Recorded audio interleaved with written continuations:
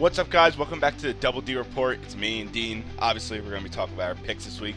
But first off, I got to say, I did great this week. Fuck you, Dean. I did great. Obviously, we're going to talk about early off-season stuff and more shit that's going on in the NFL. But this week, it's going to be jam-packed this week. Everyone should be excited for this shit. Dean, you want to start off with your picks, buddy? After your shitty sure. week? Do you just want me to do all of my picks because Yes. they're all crap? Yes, please. Great. Okay, yeah, we'll just kind of speed run through this then. I took Tampa Bay minus 13.5. They did not cover. They did wind up winning the division. Good for them. I thought Tampa was definitely the better team over Atlanta, so happy they made it, but they did not cover the spread against New Orleans. Second game, I took the Commanders minus 4.5. I kind of figured they would come out with a little bit more intensity, battling a playoff position spot against Green Bay in that wild card spot, but they did not. They only won by 4, so I lost by half a point there as well. And then I'll go to my third loss, which was my lock of the week. I expected much more from the Miami Dolphins. God, was I wrong. The Jets decided to come out and actually play for once in their lives. Aaron Rodgers looked phenomenal, for lack of a better word, in his potential final game of not only his Jets tenure, but of his career. So that was nice to see. But yeah, Miami put up an all-time stinker. Not that it mattered, clearly, because they wouldn't have made the playoffs anyway with Denver blowing Kansas City out of the water. But whatever. My one win of the week was Jacksonville plus 4.5. They didn't win, but they lost by 3 in overtime, which did indeed cover the spread. Kind of just thought Indianapolis would pull off a little bit of a letdown just because it is the last week and both teams were playing for nothing. Kind of right there, I guess. I don't know. I actually did think Jacksonville was going to win outright, but whatever. I went 1-3 this week. So be it. God is I'll good. let God I'll is let good. week 18, whatever, man. Unpredictable. I'll let Derek have his moment now. All right. Number one, I was not expecting this at all, but I'll take it. I'm going to start off with Baltimore. Dean gave me shit last week. I took Baltimore minus 17.5. That shit smacked. They absolutely terrorized the Browns. I told you Dorian Thompson-Robinson sucks. He got yanked and put in Bailey Zappi. Still sucks. So that's a W for me. I then went my over-reliable Eagles for minus 2.5 against the Giants. That shit smacked. I'm not gonna lie. I expected better from the Giants in a week where the Eagles had their third string quarterback in Tanner McKee. That guy's better. That's better than your starting quarterback. That's better than Daniel Jones. But once again, the Giants continue to disappoint me in every way imaginable. So yeah. And then I took the Cardinals minus 4, who absolutely terrorized the 49ers. I told you Brock Purdy doesn't play. They're not losing that game. I was 100% right. And then the one that I'm so proud of, and you gave me shit on, is the Carolina fucking Panthers. Yep. I chose them as my lock of the week, and they won in overtime against Atlanta. Bryce Young. I told you, if he's been playing so, I don't know what it is. He might be on steroids. I don't know what the fuck it is. But that little man is cooking right now. No, look, good pick, well done. The Panthers definitely played much better football in the last, I'd say, 5 weeks of the season, right? Bryce Young actually looked competent, which is always good for Carolina. So maybe they actually go with him as a starter next year and they don't have to draft somebody. But, this is just shocking to me because Atlanta quite literally had the playoffs on the line here. Both the Atlanta game and the Tampa Bay game were going on at the same time, so you couldn't really prepare for it. Atlanta needed to win to even have a chance to make the playoffs, so which is why I thought it was just for stupid on your part. Atlanta, what are you doing, man? How do you lose that game when the playoffs are on the line? It makes no sense to me. The thing is, how I saw it, honestly, is that their offense did not play bad at all. It did not. It was just their defense just didn't want to play. How do you allow 44 points to the Carolina Panthers in a week where to even make a chance to make the playoffs, you had to win? That's disgraceful. You blew it! It's pretty fucking bad. That's pretty horrific. fucking bad. And I have nothing more to say. Nice win by Carolina. Nice pick by you. Atlanta, go fuck yourself. Mind you, this is my first ever 4-0. I never had this. I'm so happy right now. Yeah, Because all my games concluded, I think it was by 4 o'clock, like midway through the 4 o'clock games, because the Cardinals absolutely decimated them. So I was so fucking happy. I literally couldn't wait to do this part of the podcast. yeah, yeah. All right. Well, obviously, unfortunately, my happiness, we have to move on from it, and we're gonna talk about some shit that's going on in the NFL. One big thing which happened yesterday, a man named Tyreek Hill said in an interview after the game on Sunday, he said, "I'm out." I just got to do what's best for me and my family, dog. If that's here, or if that's wherever the case may be, man, I'm finna open that door for myself, dog. As I'm opening the door, like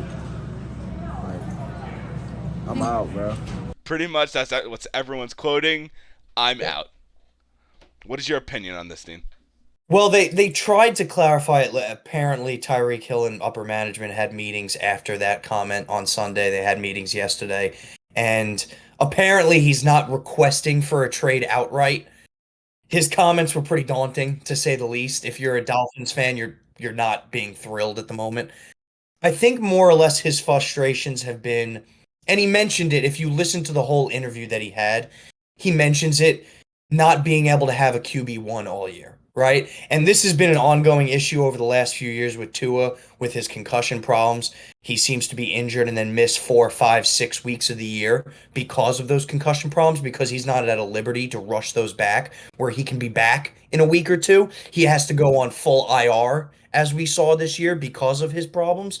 So I think that's where a lot of the frustration is coming from on his part, because he is such a dynamic wide receiver, because he still is a top 5, top 10 wide receiver in the NFL. It sucks losing. And on top of that, this is the first year in his career that he's missing the playoffs. And he hasn't hit a So, 1,000 yards. and he didn't hit 1,000 yards for the first time. So I think all of that frustration kind of accumulated into that interview. And it's a little rough for players when you're coming off of that game and the reporters are right in your face asking you all this shit. Maybe you make some rash comments. I don't. I think he would be okay with coming back to Miami. The only issue is the quarterback play, because you can't guarantee him that Tua is going to play a full 17-game season.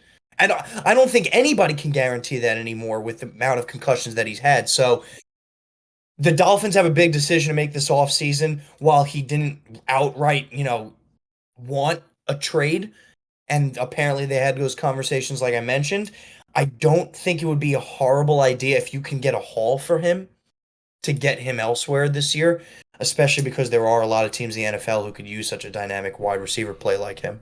Yeah, that's a like I didn't even see it like that until you just said it. Is that he has had a key last year? He had a Tua all year for the first time, and they did very well. Tyreek Hill, I think he had like 18. He had a lot of touchdowns last year. He did very well last year. And then this year, without Tua, pretty much 95% of the year, only had like I think it was 5, 6 touchdowns, 900 like 70 something yards. I don't know exactly what it is, but I see the frustration. But in that scenario, I understand like you have to be like professional. You can't say I'm out. Yeah. And I think it's Well, just in that same regard, has Tyreek Hill ever been professional? Probably no, not. no. Probably not. I feel like after he got arrested before week 1, it's just Yeah. been Look, it's tough because middle of the year when Tua was out, at least, right? We're not talking about end of the year. End of the year, they at least had decent quarterback play with Snoop Huntley, who actually did give him the ball, and Tyreek had some good games to end the year. It was the middle portion of the year, right, where Tua got onto the concussion, got onto IR, and his quarterback was Skylar Thompson. I mean, that's pretty rough for anybody. But at the same time, the Dolphins do have the pieces to be able to make a playoff run. Maybe not win the division, maybe not be as good as the Buffalo Bills, but they definitely have the weaponry. They definitely have the team around them to make a wild card spot right away next year. Right away. So, I mean, Tyreek has to have those conversations with himself, determine whether he wants to run it back, hope that Tua is healthy, or at least go plead with the front office to have a competent backup throughout the entire year. And then at the same time, the Dolphins front office has to have those conversations. Can they compete if you still trade Tyreek, right? Do you want to completely make Waddle your wide receiver one, who's also had a lot of injury history? It's a very tough situation, and I think the Dolphins, both parties are going to have to really think about this in the offseason. And also doesn't help for them is that obviously Tyreek was there for 2 years, but that also means he got 2 years older. So I obviously he still has his speed and shit, but he did say he didn't want to play past a certain age. I think he's gonna abide. I honestly think he's gonna abide by that because he has said on even when he was with the Chiefs, he said it. I understand that things change, though. I promise you, things change. Whether it's somebody offers you a stupid contract, or you go into a season where you're so close to a Super Bowl and you can't get that taste out of your mouth and you want to win it one more time. I don't doubt his intentions, at least in that regard. However, I think those conversations can be at a later time. I think they just have to determine what's best for the team and what's best for him. In my opinion, I think they should trade him. I agree. I think at the same time of trading him, because you will be able to get max value for him still at this point in his career. You're not going to be able to in a couple of years. At this point in his career, you're going to be able to get max value from whether that be picks, whether that be freeing up cap space, whether that be a player in return, whatever the Dolphins feel is best for them. But you also still do have to address the quarterback situation, because while Tua is a good option, his health is no longer in any regard guaranteed for a full season.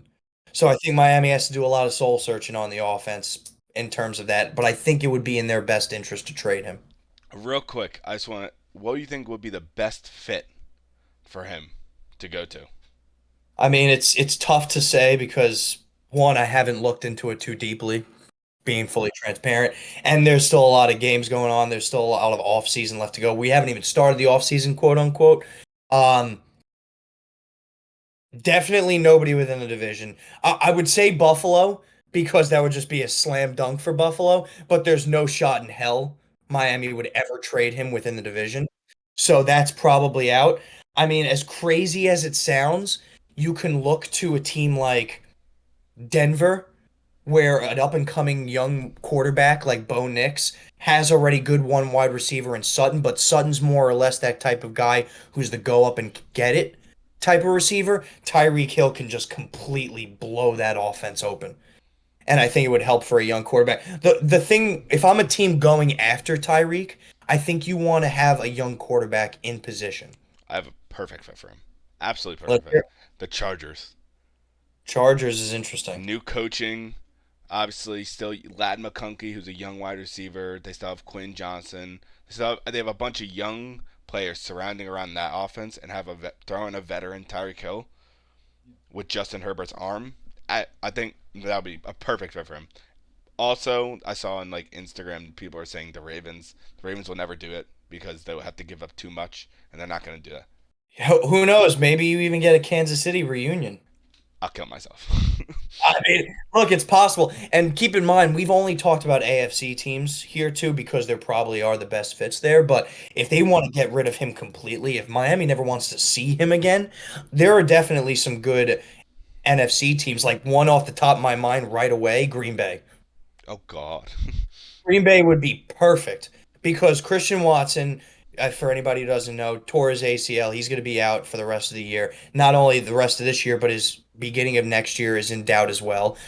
The other players on their team, sure, they have some good weapons. Like you can look at a Wicks, right? You can look at a Jalen Reed. But to add a guy like Tyreek Hill to Jordan Love's arm, that would be devastating. Yeah, I think pretty much all these quarterbacks who have like insane arms, like the Jordan Loves, the Bo Nix, the Herberts, all those people who have like natural, like strong arms, it'll be a perfect fit for him because that's what he needs. A person who will actually lead him into the end zone to score. Yeah. And keep in mind, this is going to be a pretty heavy wide receiver offseason in terms of if you're a team that needs one.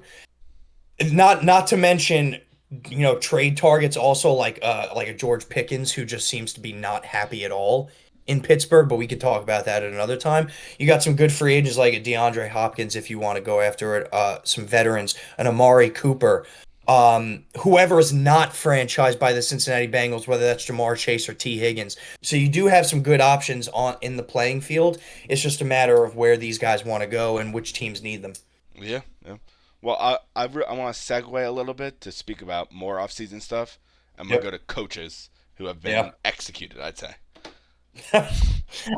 There was some surprising ones. Two that really caught my eye were first-year guys, both on the Patriots and the Raiders today.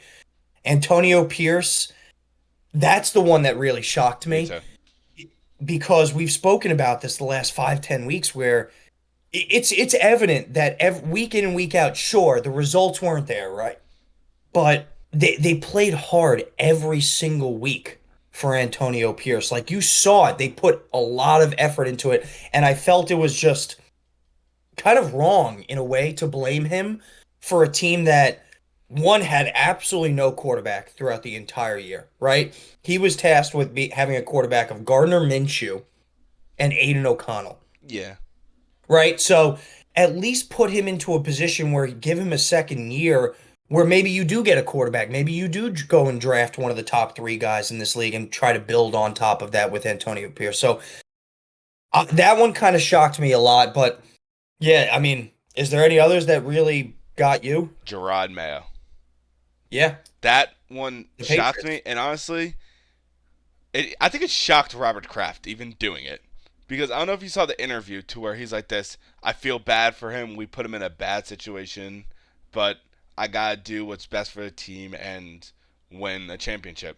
I'm going to be very brief here and say this whole situation is on me.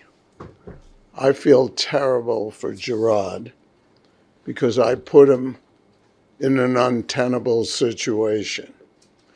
I know that he has all the tools as a head coach to be successful in this league. He just needed more time before taking the job. In the end, I'm a fan of this team first, and now I have to go out and find a coach who can get us back to the playoffs and hopefully championships. Or go to the playoffs. But you don't have the team to do that this year. Obviously, Christian Gonzalez, all these young kids loved playing for Jerod Mayo. Why the fuck would you fire him? That was another weird one for the simple reason of you just drafted your franchise quarterback in Drake May. Yes. Right? One, why would you want to completely switch coaches on him after year 1? Yeah. Well, especially when he had absolutely zero weapons on offense. Exactly. 2, the Patriots going into the offseason have the most cap space in the NFL. They have like over $130 million to spend. Which is insane. Which is absolutely insane. And 3, what is it? They're going to have a top 3 pick. Yeah. I mean, not top 3, top 5, but it doesn't make sense to me. It's idiotic. It is idiotic because it's not like Jerod Mayo did bad by any stretch of the imagination. I just don't like, especially for these one-year guys like Pierce and Mayo. It didn't make a lot of sense to me in order to like firing them, because why would you just completely shift gears on a team, at least from the Raiders' perspective, that's showing a lot of promise, that at least gives a lot of heart on offense. They're just they need a quarterback, but you do have the 6th pick in the draft, so you could at least maneuver there. And then the Patriots, where you have all of these different type of accolades, the 4th pick, $130 million in cap space, your franchise quarterback already picked out. Why would you not give these guys a second year? This is the thing that actually it pisses me off, is that like the poor guy was brought into a shitty time, and then he's getting fired after 1 year for doing what he was told to do. I'm assuming is to lose out, get a good pick, and he was just doing his job at the end of the day. Obviously, like, they did win these past 2 weeks. No, not these past 2 weeks. This past week, which they lost the number 1 pick. Yeah. which is obviously like huge, but it's not really that huge because falling into the top five, if you look at the top five teams, I think that New England would ideal. If New England got the number one pick, I think they're taking Travis Hunter. That's me. Most likely.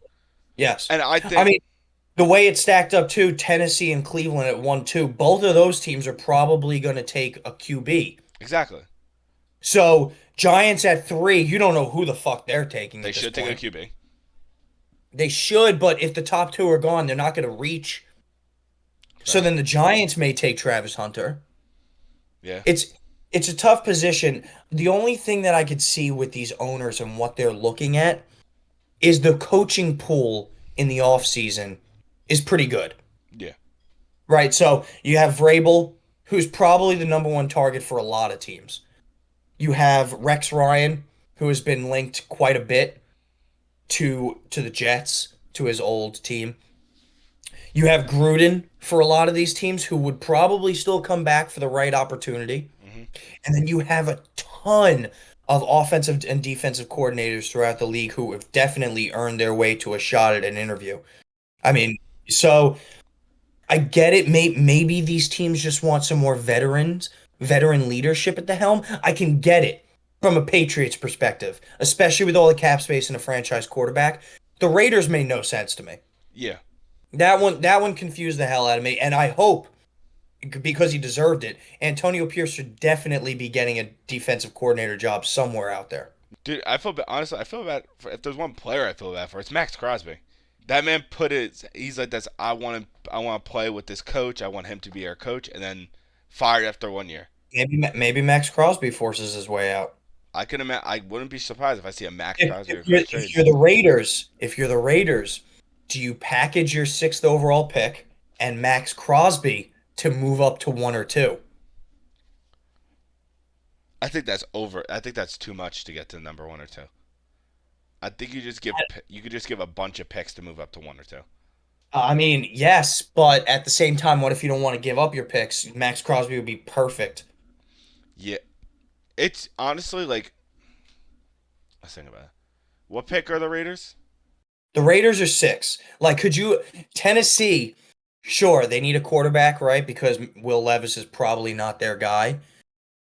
But if you can get the 6th pick, maybe they throw in another first round pick and Max Crosby. That's pretty fucking enticing. Yeah. Oh, I think shit. you'd kind of have to consider that if you're the Tennessee Titans. Yeah, it's gonna. I feel like that because for some reason I saw people fucking post on Instagram and on like every like social media is that Travis Hunter going to the fucking Titans. I think that would be idiotic to draft That him. would I think the perfect fit is one of the quarterbacks. I don't know which one. Obviously, we need to see the combines, see how they're doing the combines. But the only way I see Tennessee taking Travis Hunter is one, they'd have to be in the combine and absolutely think none of the quarterbacks are franchise worthy, mhm. which that's their own internal discussions. Or two, I don't know, maybe they want to give Will Levis another try. I'm not too sure.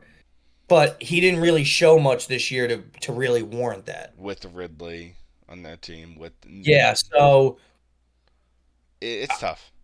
yeah, it's very tough. I mean, we're obviously know more things as the year goes on. Once the Super Bowl concludes, a lot of things are going to open up, whether that be trades, free agency, and then going into the draft. So we'll definitely have more discussions on that. But coaching firings to start, I think there were definitely a few shockers that me and Derek pointed on. Real quick, I just want to get your response about this because you're the Giants fan. Mr. Dable got fired. How do you feel? He did not get I fired. swear I saw an article where Tyreek got He fired. did not get fired. Really? Both him and Joe Shane are retained for the next 2025 or for 2026. Okay. 2025, All 2026 right, season. well, cut that out then. Stupid shit that Derek says. No, we can continue on it. No. I can discuss why it's retarded. No, because I think I was scrolling through Instagram and I saw something about like Dable No. getting fired and then Shane is staying in. Something Nope, like that. Mara confirmed both of them are staying. Well, We could have an entire segment on that in a later week. Don't worry about it. Dean, we're gonna be going to a new segment that you introduced. Your favorite thing in the world, Dean. Yes, sir. We're going to be taking some mailbag questions from you. We just got a letter. We just got a letter. We just got a letter. Wonder who it's from. The fans. Yes, we love you all, no matter how little of you are out there. We do enjoy taking questions from you, so keep them on coming. But this one, Dexter from West Cliff, Colorado, going back onto the West Coast. Thank you for sending this one in, Dexter. Appreciate it. We saw this comment, I believe, what was it, Derek? Was it on an Instagram reel or was it on a TikTok reel? One of those. I think it was Instagram. But it was on Instagram, okay. But appreciate the chat in, Dexter. We're going to get into this question. We're going to give it a little bit of thought. The question is, and as we do always, I'm going to send it off to you first, Derek. If you were the GM of the Minnesota Vikings, what is the future for Sam Darnold in your organization? Would you bring him back for a long-term deal, a 3-4 year deal? Or would you trust in your drafting process in J.J. McCarthy and go to him and let Darnold go? Alternatively, on this same question, do you think Darnold will have repeat success, or is this a one-and-done year for him? So they kind of go hand in hand. Once again, Dexter, thank you for the question. Stay warm out there in Colorado. It's freezing. But, Derek, what are you thinking? Well, first of all, thank you, Dexter, for the question. We appreciate it. This is a very tough question. Yeah. Honestly, if I'm the GM, I don't know. The only problem with keeping Darnold is he's older. I believe he's 30? He's 27. 27? Wrong. I wasn't even close. I swear I thought he was older. I remember being the older person in the draft years back when he got drafted. But it could be a one-time thing. I think honestly, the best thing to solve this is come the offseason, have a QB1 battle. During OTAs, you gotta have it. Like, that's the first thing you have to do. So you re-sign him? I'm re-signing him to I know he might not take it. A 1 year deal. If he likes the team and he likes the coaching and he likes the offensive coordinator, the QB coach, he signs back for that 1 year, see if he gets the job, and worst comes to worst, they trade him to a team who wants him. See, that's the one issue for me is I don't think a 1 year deal is going to be an option. This guy is having a career year and he's going to be entering free agency at probably the peak of his career. Not probably, definitely the peak of his career. He's definitely going to want to maximize his earnings and get at least a 3 year deal with somebody. And I guarantee you there are going to be teams out there who are going to give it to him. So, Dexter, your question's very loaded only because the season hasn't ended yet, right? They got the 5 seed. The Lions blew them out of the water. They'll be playing the Los Angeles Rams in the first round. Very tough opponent. No easy win there, to say the least. Mm-hmm. We can revisit this at another time, but hypothetically, I think if they get bounced first round, you have 2 options, right? You can fully commit. You can sign him to a 3-4 year deal, have him as your guy over the next 3-4 years, over the lifespan of Justin Jefferson's career, and go from there and try to build on this year. Or 2, in that regard, you would probably trade JJ for max value, which is definitely an option here. Look, the one thing that scares me about Darnold is this is his best year by far. By far, Derek. I mean, he's got 4,300 yards, 35 touchdowns, 12 interceptions. I mean, over 100 QBR rating, which over 100 rating, QBR at around 60. I mean, this is an anomaly, right? He's never even had close to this. He barely got over 3,000 yards in 1 year for the Jets. He's never had a 20 touchdown season other than this year where he had 35. If I'm the Minnesota Vikings, it's so tough to give this guy a bag based on a year that, I mean, all things considered, could possibly be a fluke. Yeah. And you did draft JJ extremely high. That's the only problem for me is, like, you drafted JJ so high, and we did see him in the offseason a little bit. Obviously, not the offseason, the preseason this past year. And we saw him. He made some good throws from what we saw. Obviously, it's the preseason. But yeah, it's just, as we said, a fluke. If it's a fluke, you go give him a 3 year contract, and you get rid of JJ, you have to restart everything again. Yeah.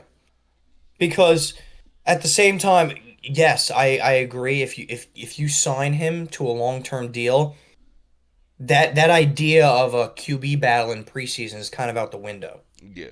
right? So it would be in your best interest to maximize value for the team to trade JJ, but then you're buying in 100% on Sam Darnold. Yeah. It's not the worst option in the world. Yeah. I would caution fans and the team and Dexter to see how the playoffs go. Because if they get absolutely murdered in the first round, I think you're thinking a little differently heading into the offseason. But if you win the first round, then you go play Detroit again and you put up a really good fight. Maybe you even win against Detroit. Like you start to think, yeah, this guy could be the All guy. right. Yeah. So I think this happened. It wasn't. I think he was the starting quarterback to start off the year. It was Case Keenum. They had a good year, and they went to the NFC Championship and they versed that was the year when they versed the Eagles and they lost the Eagles in the NFC Championship game. They didn't pay him that year. They didn't pay Case Keenum. I think they let him go, and he went. I believe he went to. Where did he go? Was it the Texans?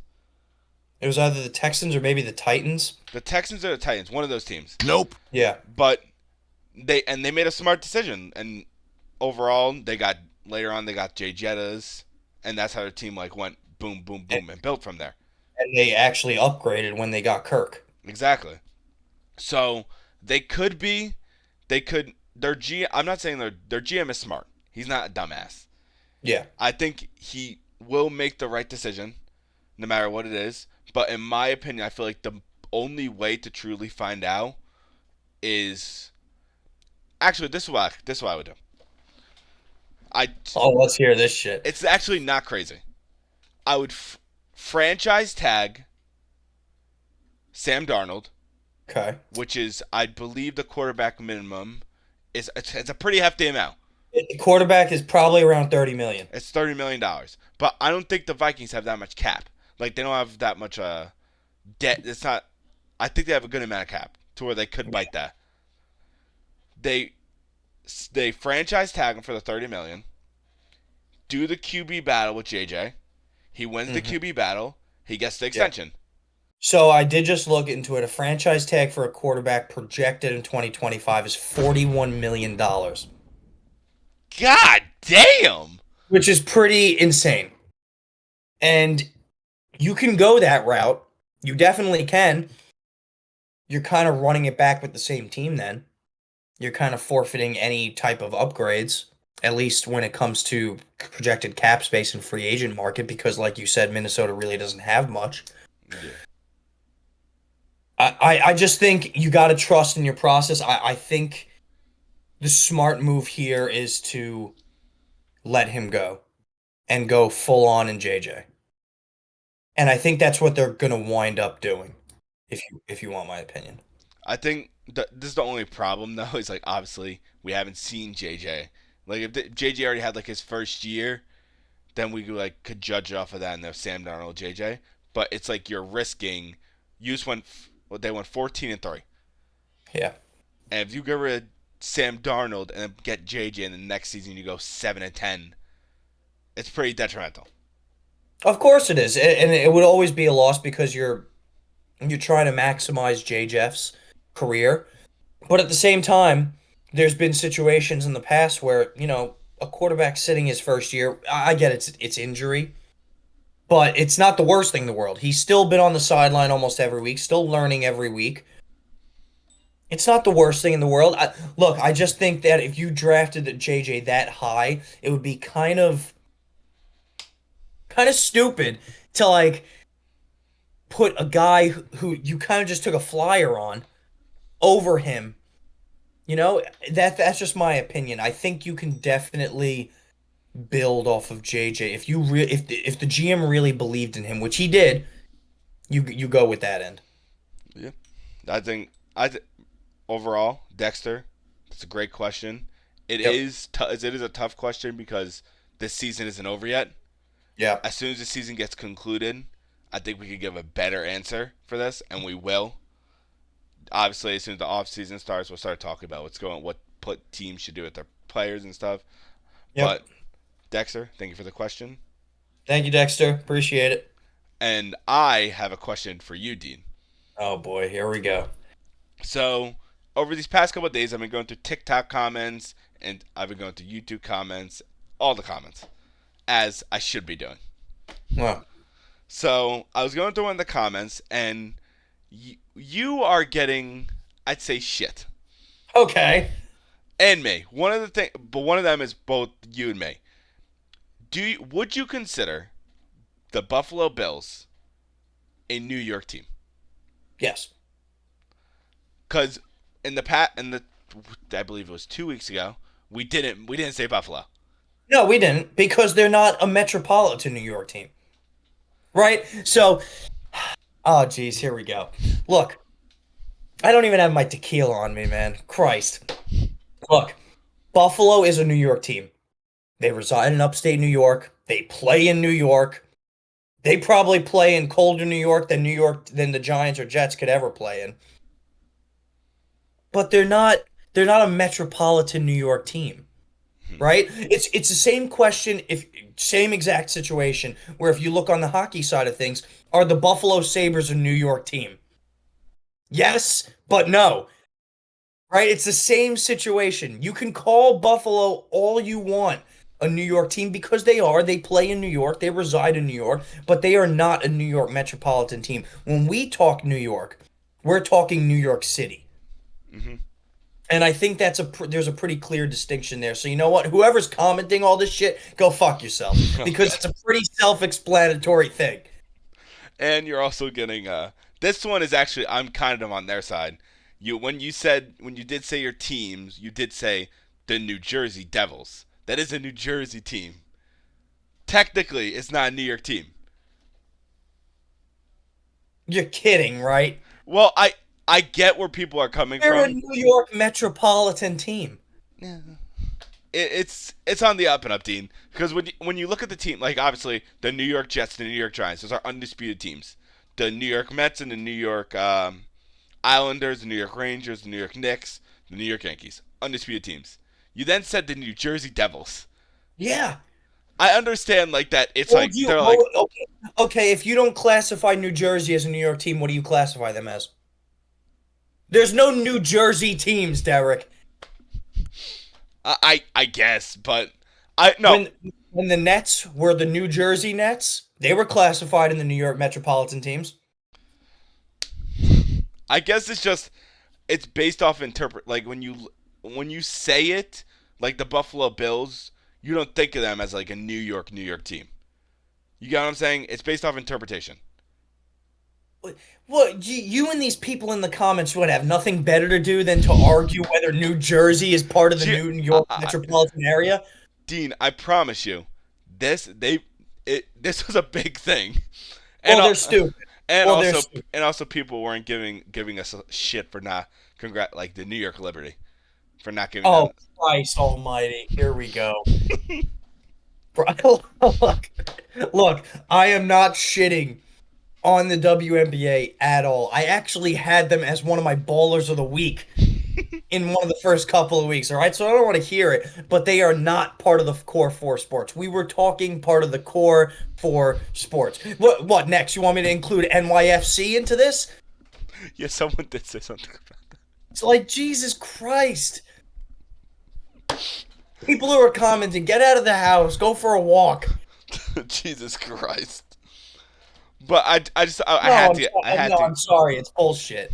I had to get your opinion on that. I will not be taking this stupid slander. I had to get Next your opinion topic. Let's go. Next. All right. Well, Dean, obviously we need to speak about college football for a little bit because it's getting big. Okay. It's getting to the semifinals. We are at the semifinals, and I'm going to plug myself in now. Both of my finals teams are still in the running. Bitch. One of my teams are still in the running. And one of your teams could get knocked down. So. Okay. Both of my teams could get knocked out. Well, obviously. Good argument. But one of your teams is versus my team. Oh, Whippy. You know what? I don't like you. Let's just get into it. All right. So the first game, and it is at 7:30 on Thursday. It's a great game. Notre Dame versus Penn State. Obviously, yes. You love your Nittany Lions. I love my Nittany Lions. They showed, look, you can argue all you want that they played two of the easier teams in the bracket, which is not a bad argument, right? SMU definitely probably one of the easiest teams within the bracket. Boise State most definitely the easiest team out of the top four. So I get that argument. However, they're playing very good football. Their defense looks extremely well. Their offense is actually playing at a cohesive level for once, probably the most cohesive they've been throughout the entire year. And the coaching looks good as well, where a lot of people were, especially a lot of Penn State fans, were giving shit to the coach throughout the entire year. So I still love Penn State here. Notre Dame is actually favored by a point and a half here. It's a 6v7. I don't mind that. It's pretty much a pick 'em game, and I think the books got this one right. Notre Dame's defense is lights out, off the charts, absolutely insane. Held Georgia to 10 points. I get it, they're Carson Beckless, but still 10 points, which is still very impressive. I mean, just to get into it, Derek, I'm still taking Penn State. Not only am I going to take Penn State plus the points, I'm taking them the money line and I'm taking them -5. I say they win by at least 5 points. Moron. Absolute fucking moron. I'm doubling down. I'm sticking with my team, Notre Dame, Fighting Irish. Obviously, what you just said, their defense is outstanding. They've been playing lights out. You're 100% right. They have been playing lights out. And I do think that they'll be able to hold Singleton, their pretty much star on their team, Penn State. Singleton, their tight end. I don't know their names off the top of my head because I don't follow like the Nittany Lions at all. But I think that Notre Dame will win. I do think they'll win in a convincing fashion. I'm not taking them plus these minus these points or anything like that. But I would take. Oh, you puss. No, I'll take the money line. I'll take the -1.5. But I'm not doing an alternate fucking spread to do mine. Look, I was just doubling down on my investment into the Nittany my Lions. investment. I think they're gonna win by 10 plus points.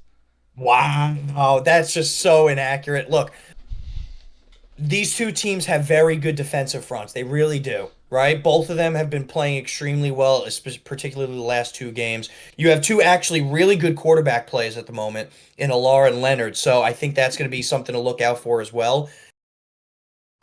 Look, I have Penn State winning it all. I have Penn State winning this game. Me and Derek are on opposite sides of the ball here. One of us is going to be roasting the other person come next week. It'll be fun to see. Yes, I think this game is very highly anticipated for even fans. They want to see this game. They want to see these two coaches go against each other. They want to see the defenses clash against each other like that, which I'm so excited for. I'm glad this is on a Thursday.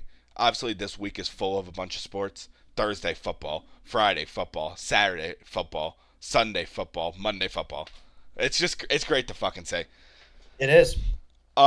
Moving on from that game, we're gonna go to a shocker of a match in my eyes. Was not expecting this. Yeah. I did not expect Ohio State to beat Oregon Yeah. and to end up In convincing fashion, yes, mind you. in convincing fashion, and they're taking on Texas Yep. to go to the championship game. Who do you Texas, think, Dean? Texas Longhorns, baby. That's another one of mine. Look, gonna get right into it once again, Derek. I'm taking Texas here. I will start by stating the spreads here. Ohio State is favored by 5.5 to start. I think that's honest. I think that's very fair line. I'm surprised it's honestly not more because they blew Oregon out of the water by 20 points. And not to mention they blew Tennessee out of the water by 25 points. So it's a good line. And Ohio State is peaking at the right time. Howard looks really good.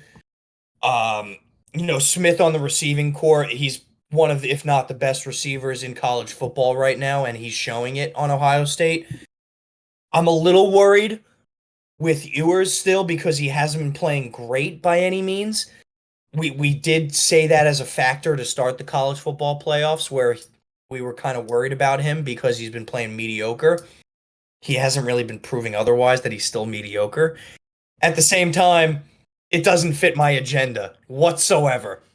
So I'm taking Longhorns, baby. I'm taking them plus the 5.5, and I'm taking the money line. All right, I respect it.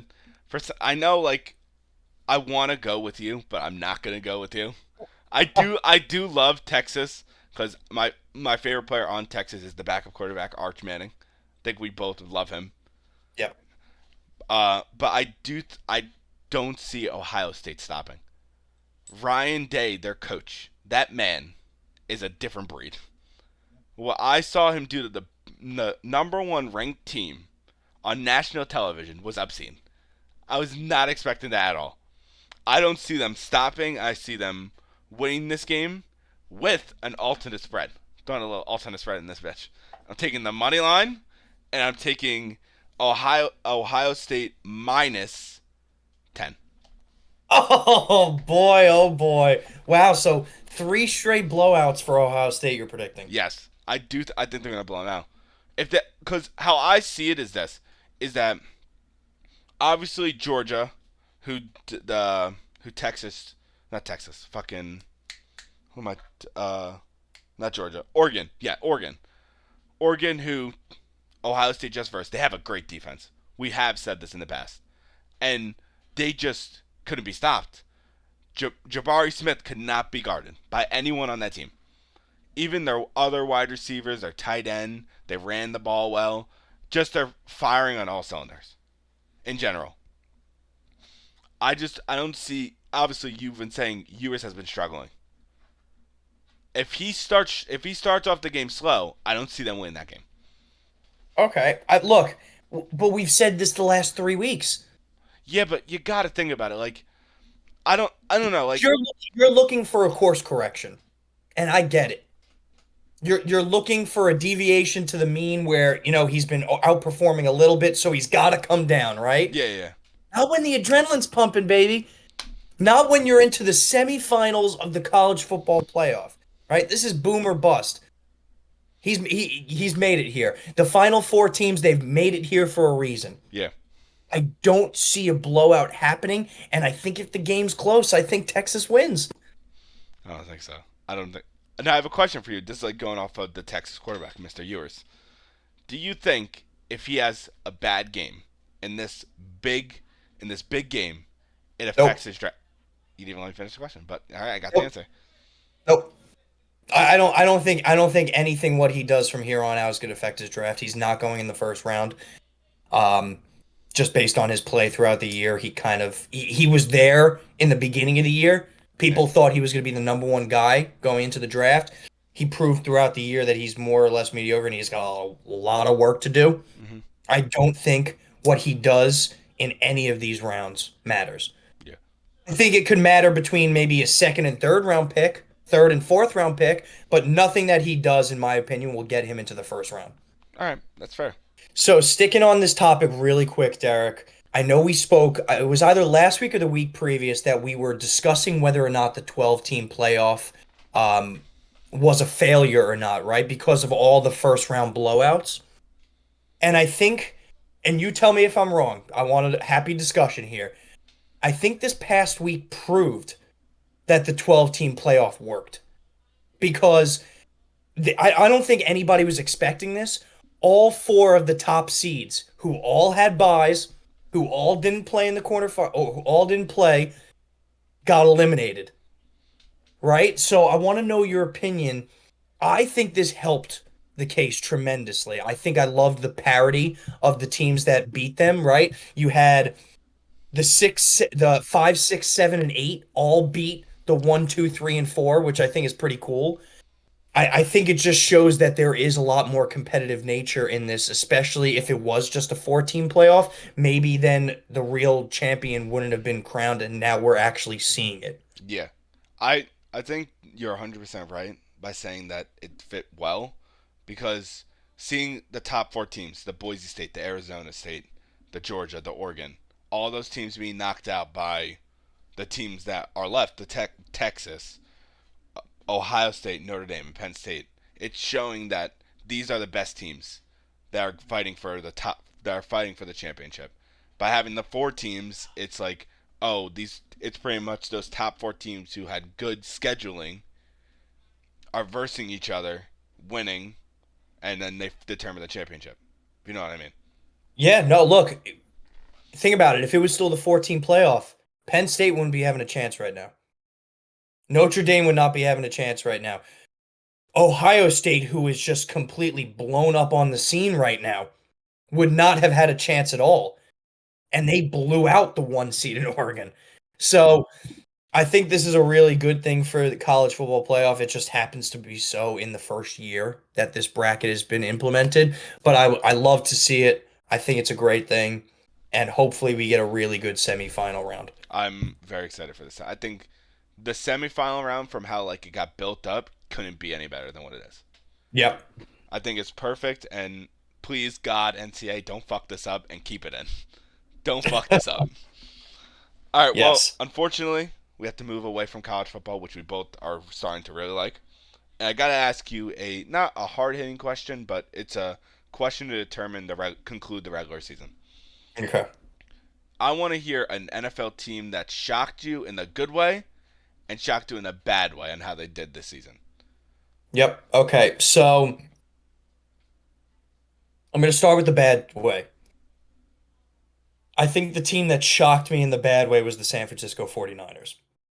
Look, I'm going to give them a slight pass just because they were decimated with injuries throughout the entire year. But at the same time, this was a team going into the year that had Super Bowl, not playoffs, Super Bowl aspirations. And they didn't even make the playoffs. They didn't even come close. So I think that's just disappointing all the way around, especially on Purdy's side because he's going into a contract year, right? Where he's going to want a big boy contract. You just signed Ayuk to begin the year. He immediately got injured, out for the rest of the year. CMC almost completely out the entire year. Kittle was the one bright spot who had a bounce back year. Last year wasn't as great. This year was fantastic. And then Debo had a horrific year. And this is all on the offensive side of the ball, by the way. They had a lot of issues on the defensive side of the ball as well, but I think San Francisco is really one of those teams that you could pinpoint and say, my God, I don't know what happened. Just very disappointing from top to bottom. Not too thrilled with it. On the flip side of things, the good team that surprised me, there's two in contention, and I have a feeling you're going to take the one that I don't take, but I'm going to go with, personally, I'm going to go with the Denver Broncos. I think shocking is the perfect word to describe it. Drafting a quarterback, having all of Russell Wilson's money on the books while he goes and plays for another playoff team. You really didn't expect much this year from them. But proven once again, do not rule out veteran coaching. Sean Payton really proved that this team is worth it. Their defense has played spectacular. Their defense has kept them in games, not to mention they do have a Defensive Player of the Year candidate on the cornerback side of things. And then Bo Nix, right? Complete surprise. Not by any means, not one of the top quarterbacks taken in the last draft. One of the older guys in the draft. They thought he was a little bit too old, which is probably why his draft stock fell. But Sean Payton made the most out of it. This team is a playoff team. Sure, it took them till the last week, but from a team that really didn't expect to make the playoffs, I don't think that's a matter of too much. They're going against a really tough Buffalo Bills in the first round. I'd like to see them keep it close. Maybe, possibly. Maybe don't get blown out. I don't know.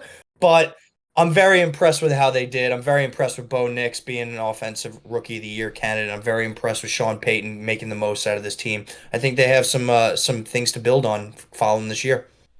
Two great picks. I'm gonna start off with my good. I don't know if this was your pick, but it is mine. I do think like that. It's just insane how they were able to do it. My team is the Chargers. Yep, there it is. Because obviously they got rid of their coach last year. They brought in Jim Harbaugh, and they pretty much, it was Herbert. When you look at the roster, just like straight up, it's Herbert, Lad McConkey to start off the year with a question mark because you don't know how he's gonna do. Yeah, he's a rookie. Then you have Quinn Johnson, Mr. Drop a Lot, and then obviously the rest of their wide receiving core. And they obviously signed J.K. Dobbins. No one expected this. I did not expect them to make the playoffs and actually clinch the playoffs week 17. I thought maybe they'll be fighting for the last spot or not even making the playoffs at all because it shows how good Justin Herbert is. and how good, if he has the right coach, the right offensive scheme, he's a great quarterback. And looking at it, he's probably the top two. I think he's up there with Burrow. In my opinion, it goes Burrow, Herbert, Jordan Love, Jalen, Tua. I don't know if you would agree or disagree with that, but I think that's like how. No, I think that's fair. It's just I don't. It's great to see how for first year, obviously Jim Harbaugh is already established in the NFL. He already went to the Super Bowl before with the Niners. He left, go to college, live his life, and then now he's going on to be an NFL coach with the Chargers. Made the playoffs in his first year with nothing, pretty much nothing. I think on your point, you hit it right on the head for once in your life, Derek. Coaching. Like Harbaugh, this team was nothing beforehand. They fired their coach, brought in a veteran like Harbaugh, and it completely changed them around, right? This is probably Herbert's worst year in terms of offensive weapons on paper, right? If you look at previous years, he had Keenan Allen, Mike Williams, and Austin Eckler. Insane. And they did nothing. Exactly. Nothing. And then this year was headlined by Ladd McConkey, Quentin Johnson, Joshua Palmer, and then J.K. Dobbins. Like, this is definitely the least big name on paper that they've had, and they were able to do it. Very impressive. It just shows what a good coach can do in this NFL. Yeah, and big props to the Chargers for making the playoffs, and good luck to their first matchup against the Texans this week.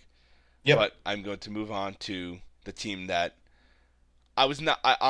which is shocking for me to say. I wasn't expecting this. It's a team that you and me both hate. The Dallas Cowboys. Yeah. Honest to God, I thought they'd have been fighting for a playoff spot this year, or even winning the division, because they won the division last year. In the NFC East, teams flip-flop winning the division. They flip a coin. They all flip a coin, loser, whatever. That's how they decide. 17 years in a row now without a back-to-back winner. Which is fucking insane. Which is insane, yes. So, I just think that you re-signed Dak for all that money. You signed CD. Obviously, you didn't do much in free agency. It's pretty much the same team as last year. Damn near the same team. The only person who you lost is Tony Pollard. Yeah. Tony Pollard and Leighton Vander Esch, who retired. Yeah. So your team it got a little worse, but it's not like detrimentally worse to where you should not be making the playoffs. You still have a very talented team.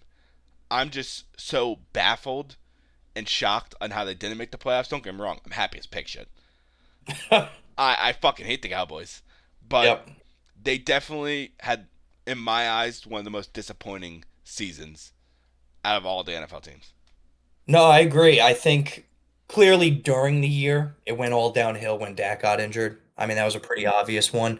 However, he wasn't playing great before that to begin with, so I don't want to blame it all on that. I think their biggest issue was the offseason. Jerry Jones being an arrogant prick and thinking his team is good enough to do it, where as soon as they didn't go after Derrick Henry, they lost the offseason. Yeah. They decided to run it back with Rico Dowell, who in his own mind is a good back, but then sign Ezekiel Elliott as the starter. Yeah, that was fucking horrible. Like, that's just straight up arrogance, and I love it. You love it. Jerry Jones, keep staying alive, brother, because as soon as you die, your team will probably do good. Yeah, honestly. So put his ass on a ventilator, keep him the GM, because, my God, some horrible decision-making in the offseason, not upgrading at all on any aspect of the team. Yeah, but it's just like the team stayed the same. Yeah. It's like you didn't. I don't see how you don't make the playoffs when your team's damn near the fucking same as it was last year. Yep. It's just disappointing. Fuck the Cowboys. And yeah, anything else you want to say about teams? No, I think that was a good segment, Derek. Nicely done. You're running a nice tight ship on this one. Yeah, I'm very proud of myself. Well, don't get you. Shut up. So we obviously need to get down to the biggest part of the NFL week this week.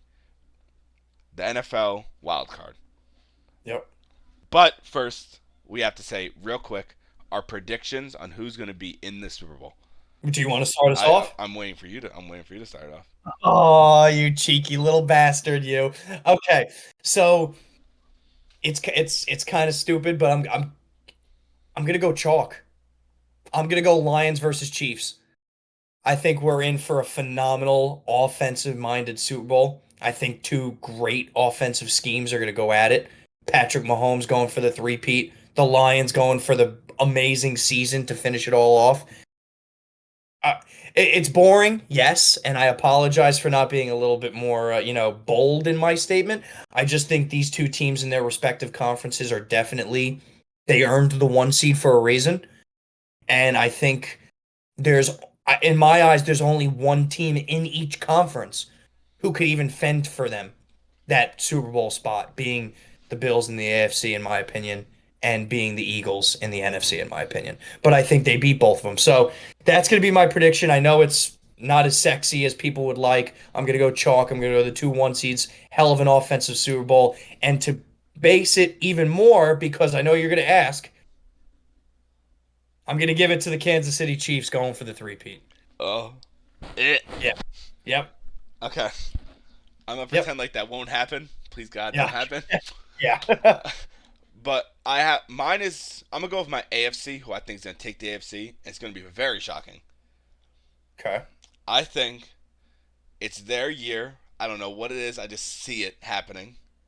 It's not going to happen, Derek. I want it to happen. Just hear me out. Who do you think I'm going to say?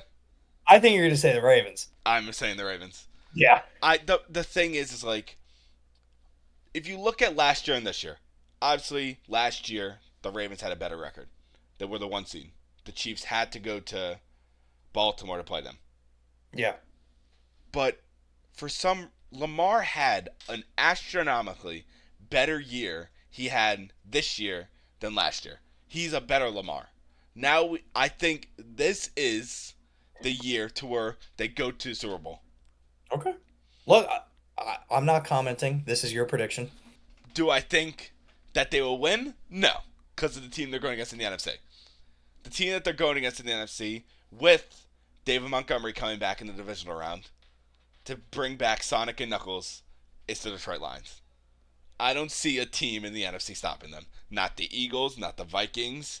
After what the Detroit just did to the Vikings on Sunday Night Football, I don't see them even touching them. So, and unless obviously a stunner happens like last year with the Niners and the Detroit, everyone thought Detroit was going to win that game. Yeah. And the Niners pulled off a stunner, I guess, even though they were the one seed. But I do think it's going to be Detroit Ravens Super Bowl, a very high-powered offense Super Bowl. I would love to see this, and I do think the Detroit Lions will win the Super Bowl, and Detroit will actually be a crater and not exist anymore. Detroit may burn to the ground after that one. Yep. Yeah. It's not even like I want to see it happen. I think if Detroit do get there, no matter what, I do think they'll win. I think if they verse the Chiefs, they even win. Okay. So overall, winner Chiefs, winner Detroit, and the opponent will be the Ravens. Cool. I like it.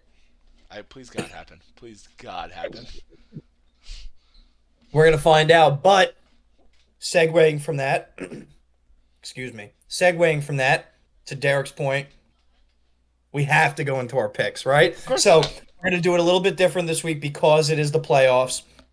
We're gonna go pick for pick every game, me and him, spread wise, and then afterwards we'll each give our one lock game of the week. Okay. I think that's fair, right? All right. So we're gonna give our spread. Yep. For like all the games, no matter what, and then at the end, the lock is who we think is overall gonna win. Correct. Overall this week, yes. Whoever's gonna win their game, and this we're still week. saying their spread, obviously. Absolutely. All right. Perfect. So, game one, we'll just go right down the list. Chargers, Texans. The Chargers are favored by 2.5 points. Derek, I'm going to give you the benefit of the doubt. This round and this round only, you get to go picks-wise first for every one of these. Which one are you taking? All right, so you want me to go? I'm going to go with this, obviously, the Saturday games first. And I know. Shut the fuck up. Chargers Texans 2.5 Chargers. Who are you going with in Well, that game? actually, the line changed. I'm looking at DraftKings right now, and it says -2.5 Chargers. I'm looking at ESPN and it's saying 3. All right, you know what? You go through ESPN. I'm gonna go through DraftKings. How's that? I'm taking the Chargers -3. I think the Chargers will. I think they're going to win that game, not in convincing fashion, but I think they're going to win that game. I think they've been hot, and Houston hasn't been hot. They've been struggling these past couple of weeks. Even, yeah, I don't think we can't go deep into it because it affects our lock. Yeah, no, I think I'm on the same page with you. I'm going to take Chargers 2.5. I think Houston is poop from a butt, and yeah, that's how it's going to work. Moving on. Yep, Ravens versus Steelers. Ravens have got home field advantage there. It is -9.5 for the Baltimore Ravens. How are you looking at this one, Derek? I'm taking the Steelers +9.5. Okay. I am going to stick with it as well. We're going to go the same here. Steelers +9.5. I do think I was conflicted on this one because I think there's two outcomes and two outcomes only to this game. The Steelers are going to win 15-10, or the Ravens are going to win like 33-14. Yeah. And I'm not by any means a Lamar hater or a Ravens hater.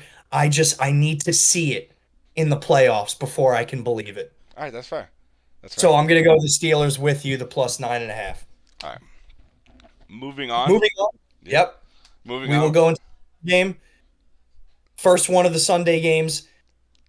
The Bills are hosting the Denver Broncos. The Bills are favored by 8.5 here. Derek, what are you thinking? I'm going bold. I'm going very fucking bold.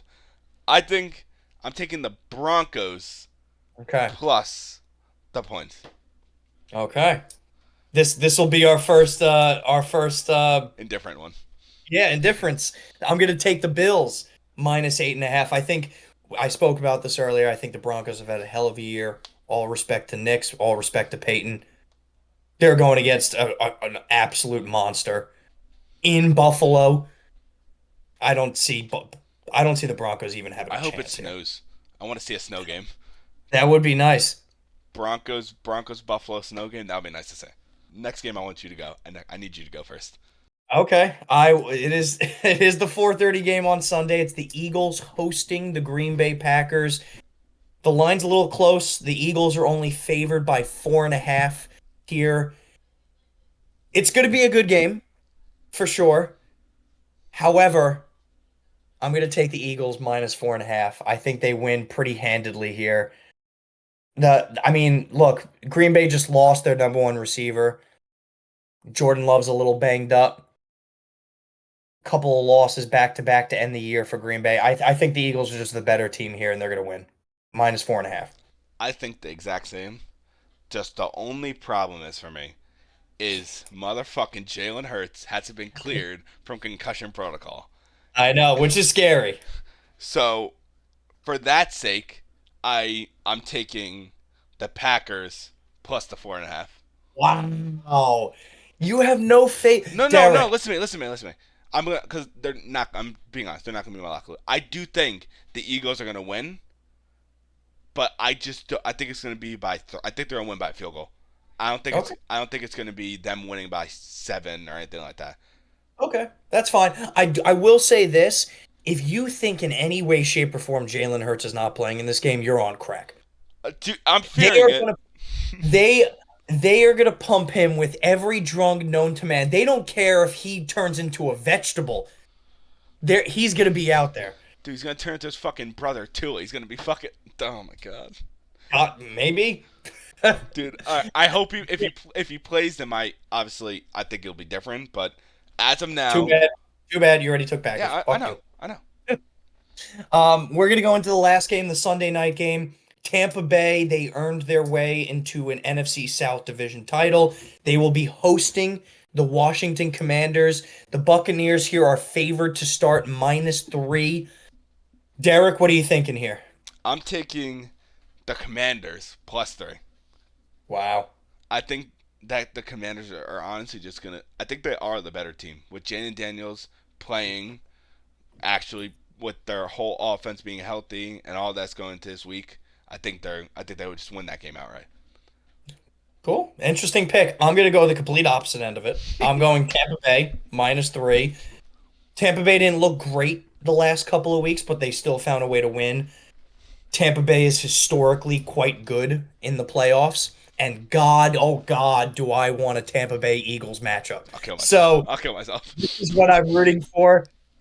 I'm taking Tampa Bay -3. Also, plus I'm a Giants fan. Fuck the Commanders. That's fair enough. That is fair enough. Last one before we get into our lock, the Monday night game. The Rams will be hosting the Minnesota Vikings in a what is this, a 4v5 matchup. The line is very close. It's almost a pick 'em. Minnesota is favored by 1.5. Derek, where do you see this one going? I am so stuck on this one, honestly. It's I was thinking about this like throughout the day.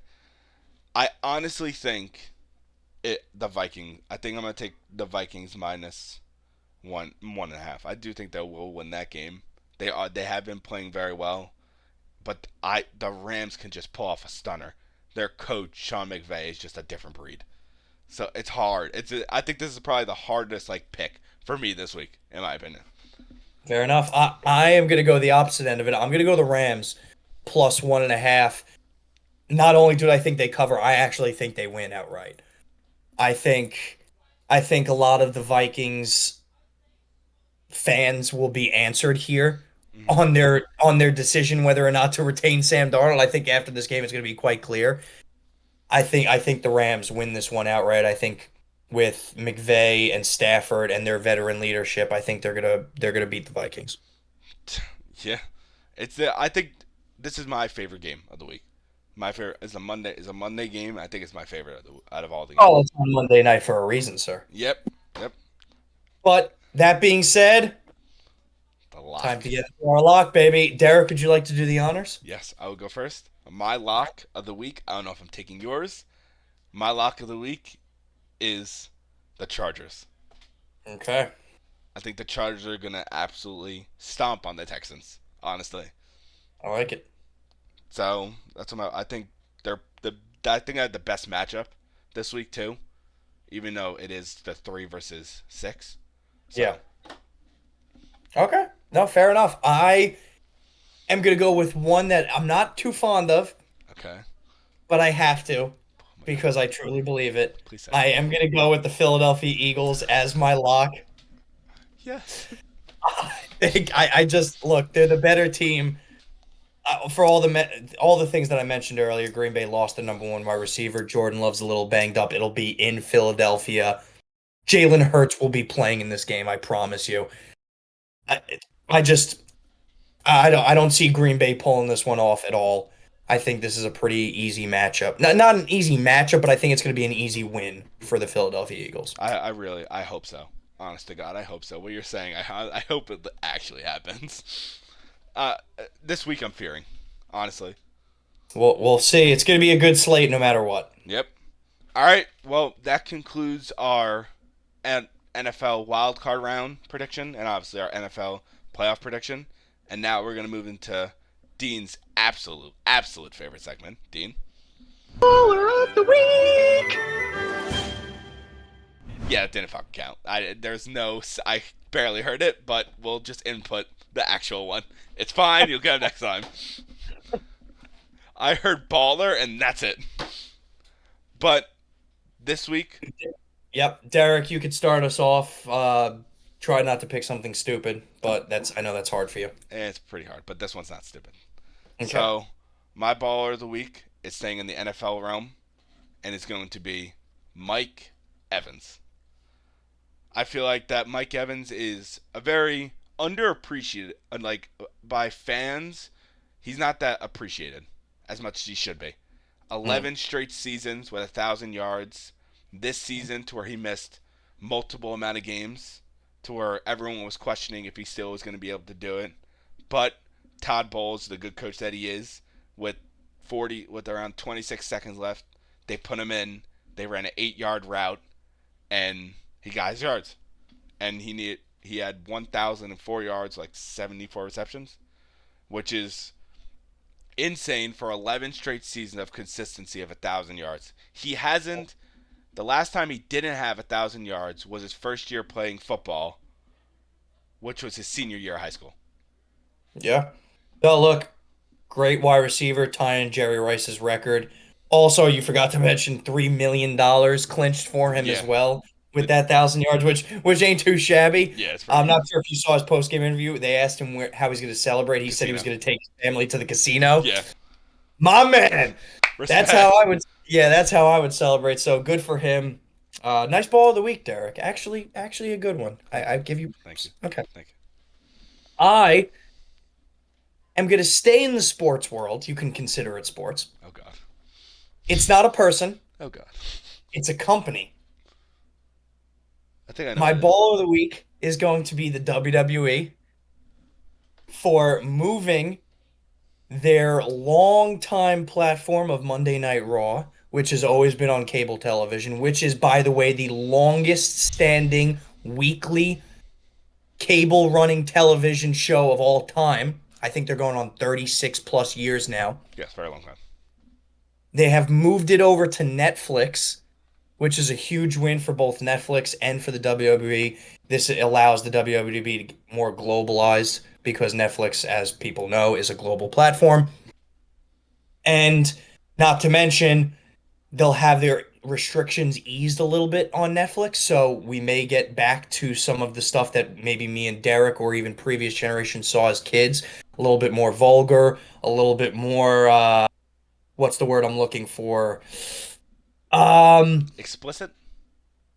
Explicit. I love that. That's a good word. Yeah. So I'm very happy to see that they had their first episode last night. For anybody who doesn't know, we try to film these on Tuesdays. They had their first episode last night.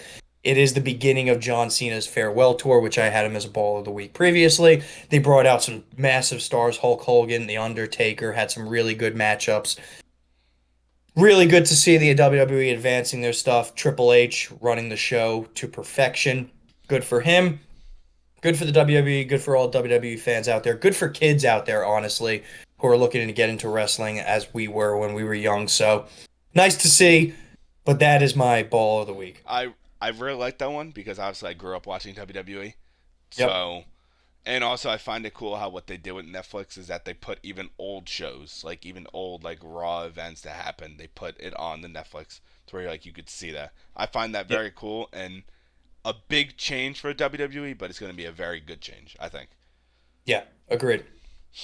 That's honestly my favorite ball of the week you've had. Wow. It's Wow. it's purely because I grew up watching WWE and seeing and you like and saying that I was not expecting you to do that one at all. All right. Well, now just because you said that, next week my ball of the week is going to be Stalin. I can't have you liking my ball of the weeks. I have to do some sort of change. Oh my fucking god. But that being said, ladies and gentlemen, that will conclude our rendition of Baller of the Week. Want to thank Derek. Want to thank Dexter from Colorado. Thank you, Dexter. The man. Keep those questions coming, everybody. And Derek, would you like to sign us off, Yep. Mr. Vladimir Putin? Oh god. Thank you guys for watching this video. Obviously, more shorts are going to be coming out this week. TikTok for the last coming weeks until it gets shut down. Instagram Reels. I'm going to be posting some polls on Instagram to interact with you guys. And on TikTok for the time being. So, overall, like, subscribe, follow us on TikTok, Instagram, and pretty much have a good weekend. And peace.